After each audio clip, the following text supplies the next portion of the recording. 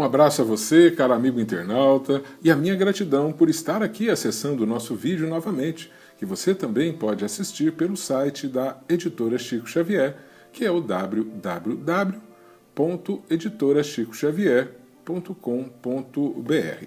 Hoje nós vamos tratar da questão número 131 de O Livro dos Espíritos, que está em sua parte segunda, do Mundo Espírita ou Mundo dos Espíritos, em seu capítulo 1º, que trata dos espíritos. Esta é a última questão desta parte segunda. E nesta pergunta, Kardec fez a seguinte indagação: há demônios no sentido que se dá a esta palavra? A resposta dos espíritos é longa e há um comentário também longo de Kardec. Mas nós vamos buscar ler por completo para que nós possamos não apenas passar na íntegra o Livro dos Espíritos, mas principalmente para que possamos analisar e compreender melhor. Então veja bem, há demônios no sentido que se dá a esta palavra? A resposta foi a seguinte: se houvesse demônios, seriam obra de Deus. Mas porventura, Deus seria justo e bom se houvera criado seres destinados eternamente ao mal e a permanecerem eternamente desgraçados? Se há demônios, eles se encontram no mundo inferior, em que habitais, e em outros semelhantes. São esses homens hipócritas que fazem de um Deus justo um Deus mau e vingativo, e que julgam agradá-lo por meio das abominações que praticam em seu nome. Esta é a resposta dos espíritos. Mas aí vem Allan Kardec, na mesma questão, e faz o seguinte comentário sobre esta pergunta e esta resposta. Ele diz assim: a palavra demônio não implica a ideia de espírito mau, senão na sua acepção moderna, porquanto o termo grego daimon, de onde ela derivou, significa gênio, inteligência, e se aplica aos seres incorpóreos, bons ou maus, indistintamente. Por demônios, segundo a acepção vulgar da palavra, se entendem seres essencialmente malfazejos. Como todas as coisas, eles teriam sido criados por Deus. Ora, Deus, que é soberanamente justo e bom, não pode ter criado seres prepostos por sua natureza ao mal e condenados por toda a eternidade. Se não fossem obra de Deus, existiriam como ele, desde toda a eternidade, ou então haveria muitas potências soberanas. A primeira condição de toda doutrina é ser lógica. Ora, a dos demônios, no sentido absoluto, falta esta base essencial. Concebe-se que povos atrasados, os quais, por desconhecerem os atributos de Deus, admitem em suas crenças divindades maléficas e também admitam demônios. Mas é ilógico e contraditório que quem faz da bondade um dos atributos essenciais de Deus suponha haver ele criado seres destinados ao mal e a praticá-lo perpetuamente, porque isso equivale a lhe negar a bondade. Os partidários dos demônios se apoiam nas palavras do Cristo. Não seremos nós quem conteste a autoridade de seus ensinos, que desejáramos ver mais no coração do que na boca dos homens.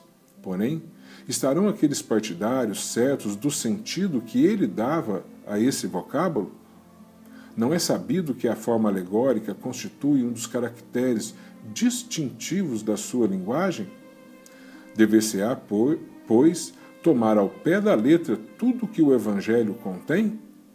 Não precisamos de outra prova além da que nos fornece esta passagem. Logo após esses dias de aflição, o sol escurecerá e a lua não mais dará sua luz. As estrelas cairão do céu e as potências do céu se abalarão. Em verdade vos digo que esta geração não passará sem que todas estas coisas se tenham cumprido. Não temos visto a ciência contraditar a forma do texto bíblico no tocante à criação e ao movimento da terra? Não se dará o mesmo com algumas figuras de que se serviu o Cristo, que tinha de falar de acordo com os tempos e os lugares? Não é possível que ele haja dito conscientemente uma falsidade.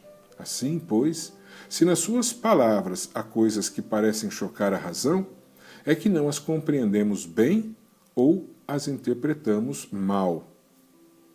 Os homens fizeram com os demônios o que fizeram com os anjos. Como acreditaram na existência de seres perfeitos desde toda a eternidade, tomaram os espíritos inferiores por seres perpetuamente maus.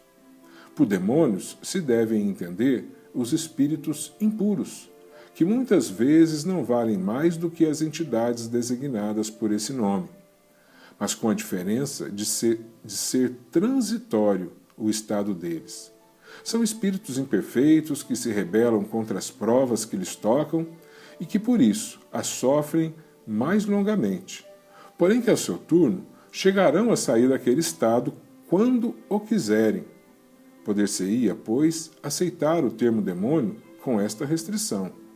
Como o entendem atualmente, dando-se-lhe um sentido exclusivo, ele induziria em erro, como fazer crer na existência de seres especiais criados para o mal.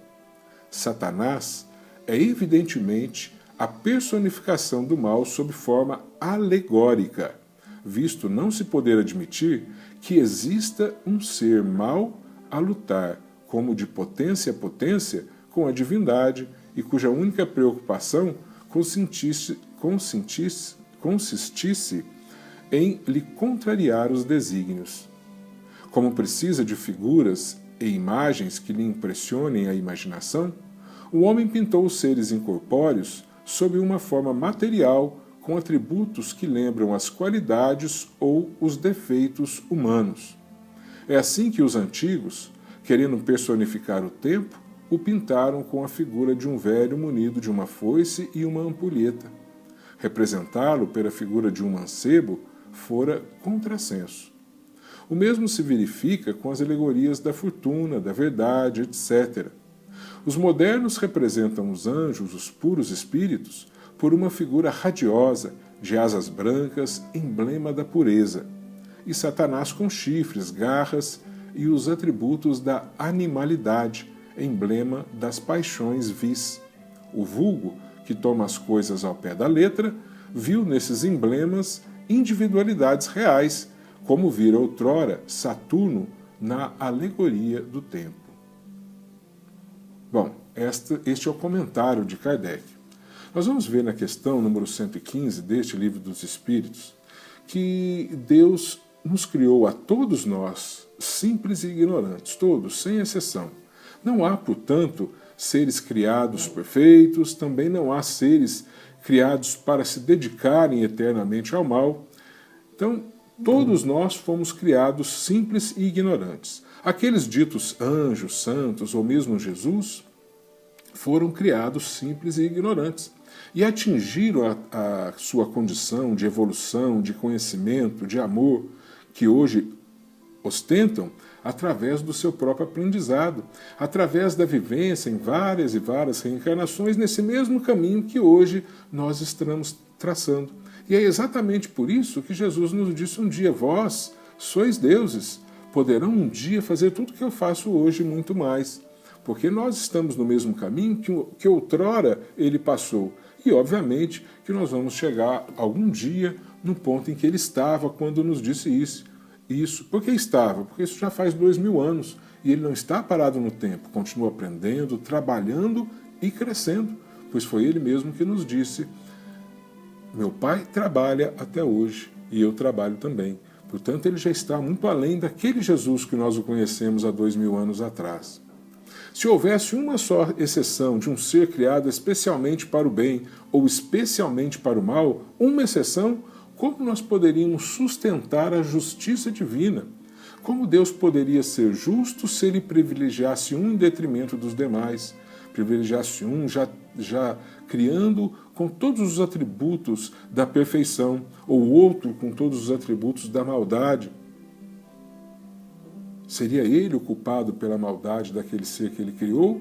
Ou seria dele os méritos da bondade daquele que ele criou essencialmente bom? Então, na realidade, como ele nos cria todos simples e ignorantes, Cada um de nós é responsável pela sua vida, porque nós começamos a trilhar em busca da evolução e Ele nos concede o livre-arbítrio, que é a oportunidade de fazermos as nossas escolhas, por qual caminho nós vamos levar a nossa existência. Eu vou me direcionar para o bem, vou me direcionar para o mal, mas o certo é que todos nós vamos buscar o progresso, mesmo aqueles que já estão há muito tempo compromissados com o mal do próximo, com a violência, com a criminalidade, mesmo esses um dia vão cair em consciência e vão retomar o caminho do bem, já que Jesus nos disse: das ovelhas de meu Pai, nenhuma se perderá. E ele também nos disse como buscar esse caminho do bem, nos dizendo: conhecereis a verdade, e a verdade vos libertará. Então, quando esses irmãos nossos, um dia, em que se conscientizando desta verdade, que é a essência benévola do Pai, da justiça divina, da alegria, da felicidade que se conquista estando junto ao Criador, buscando estar no caminho de Jesus, já que Ele nos comprometeu que se fôssemos até Ele, Ele nos levaria até o Pai. Todos nós, quando conscientizarmos disso, vamos buscar o caminho do amor, que é o caminho que vai nos levar à evolução e é o caminho do bem. Portanto, não existe o eterno mal, existe o eterno bem, porque Deus, o nosso Criador, Ele é um Pai amantíssimo, generoso, justo, bom, e Ele não produziria nada na vida, nem seres e nem nada que pudesse produzir o mal, está compromissado com o mal.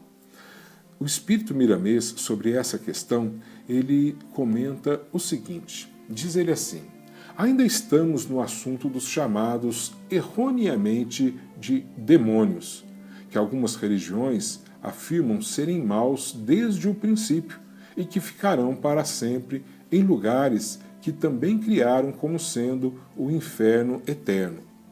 Um punhado de homens esquece que tudo sofre a influência do progresso, e esse progresso já se manifesta muito visível nas páginas do tempo, a nos convidar a retificar os velhos erros de uma filosofia não menos velha, carcomida pelas eras.